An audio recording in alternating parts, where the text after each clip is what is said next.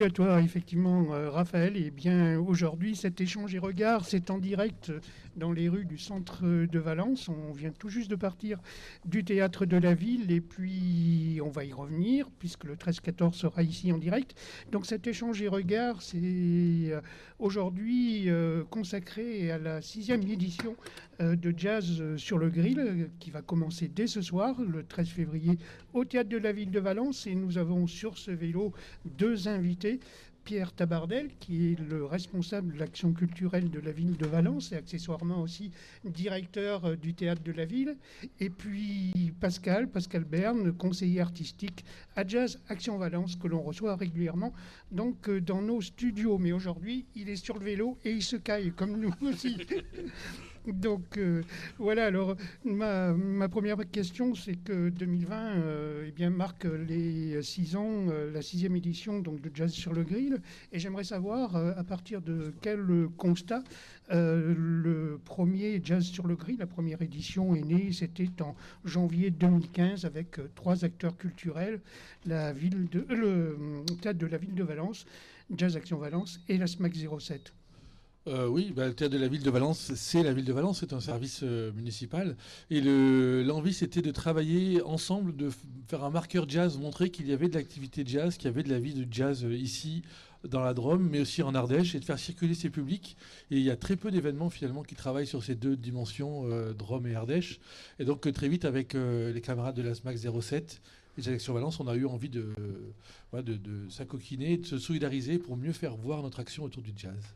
Alors le constat que vous en tirez, je pense, est plutôt positif, puisqu'il y a un 4e partenaire qui vous rejoint, c'est la cordonnerie. Tout à fait, la cordonnerie de Romans qui est venue depuis l'année dernière avec nous, qui avait envie de participer, parce que c'est vrai que ce festival, finalement, il gagne une certaine visibilité au fil du temps, et il sert à ça, il sert à montrer aussi ce que font les acteurs du jazz ensemble. Et donc, vous dites il y a quelques instants, Pierre, que le festival rayonne sur la Drôme et l'Ardèche. En fait, sur des parties, puisque c'est en fait surtout Annonay, c'est surtout donc Viviers, le sud de l'Ardèche. Mais il y a des territoires en Ardèche qui sont peut-être pas couverts par le festival.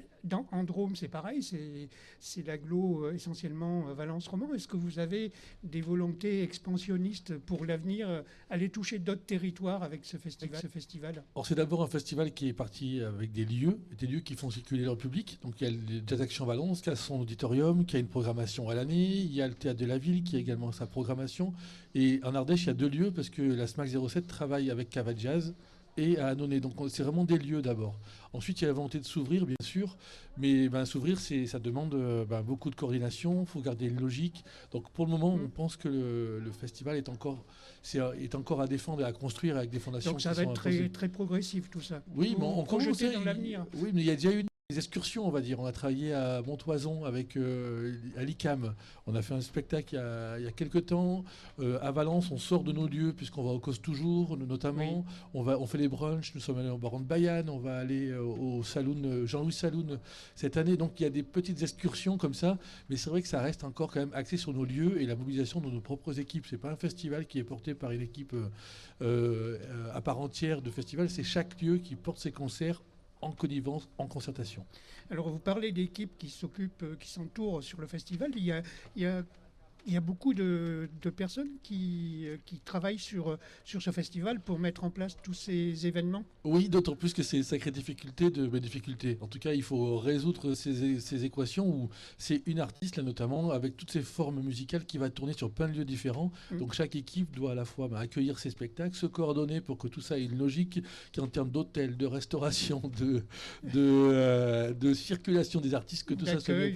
Oui, donc en fait, chaque équipe mis bout à bout, je ne saurais pas combien on va dire, mais il doit bien au moins y avoir une quinzaine de personnes qui sont mobilisées sur l'événement. Ouais. Alors, comment dire, ce festival Jazz sur le Grill a une particularité, depuis 3 ans en tout cas, c'est que chaque festival, vous accueillez un artiste fil rouge. Tout à fait. Du coup, je vais laisser la parole à Pascal Berne, qui est un des faits programmateurs, à moins que... Oui. C'est comment dire, l'envie d'avoir un artiste fil rouge, elle répond à quelle volonté, quel constat, quel...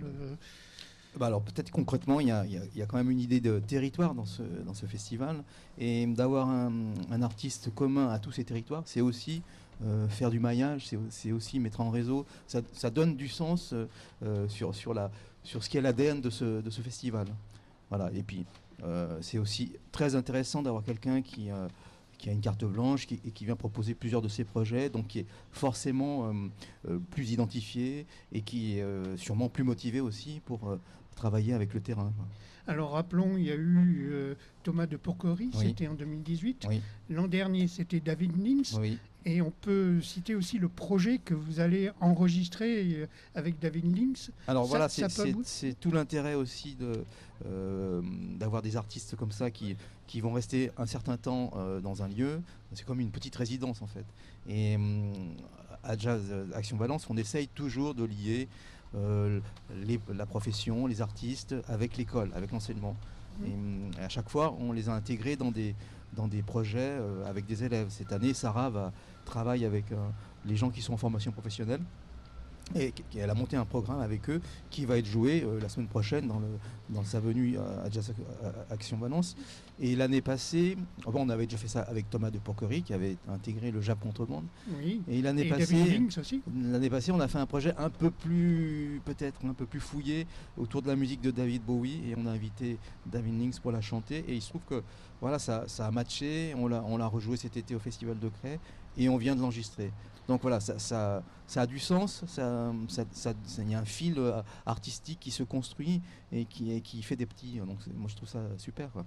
Alors à propos de cet enregistrement avec David Links, j'en profite qu'on est aujourd'hui dans cet échange et regard pour signaler à nos auditeurs qu'il y a une campagne de crowdfunding. Voilà, alors bien sûr il a fallu trouver du financement pour faire cet enregistrement. On est en partie financé par le Conseil Général et par le Cray Jazz Festival, mais il manquait une petite enveloppe supplémentaire pour aller au bout du projet, donc on a fait ce qu'on appelle un Kiss Kiss Bank Bank.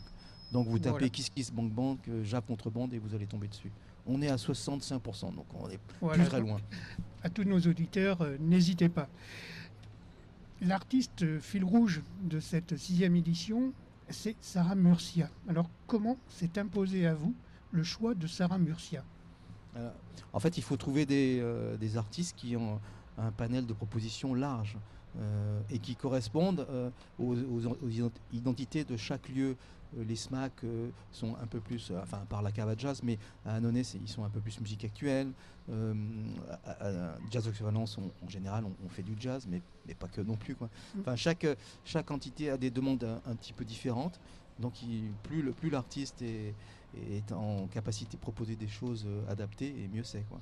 Donc c'est le cas de Sarah et c'est aussi, je pense, quelqu'un qui compte et qui va compter encore plus dans le paysage créatif, jazz et musique actuelle de ce qui va arriver dans les années. Alors très concrètement, comment se passe le choix? C'est un appel à projet ou c'est par le réseau de connaissances que vous... On en parle. Ouais. Il y a peut-être quelque chose en général, je n'aime pas dire ça, mais il n'y avait jamais eu de femme. Donc quelque part, ça a un petit peu aiguillé le choix aussi. Et c'est important de montrer qu'il y a des femmes qui sont porteuses de projets et qui sont toutes à l'égal des hommes. Pierre? Oui, juste souligner qu'il y a eu un consensus assez rapide sur Sarah Murcia, parce que voilà, ces projets sont intéressants et on est plusieurs à avoir travaillé avec elle dans d'autres. Voilà, c'est un artiste qu'on avait bien identifié, donc c'est toujours aussi intéressant d'avoir un artiste avec qui on peut communiquer.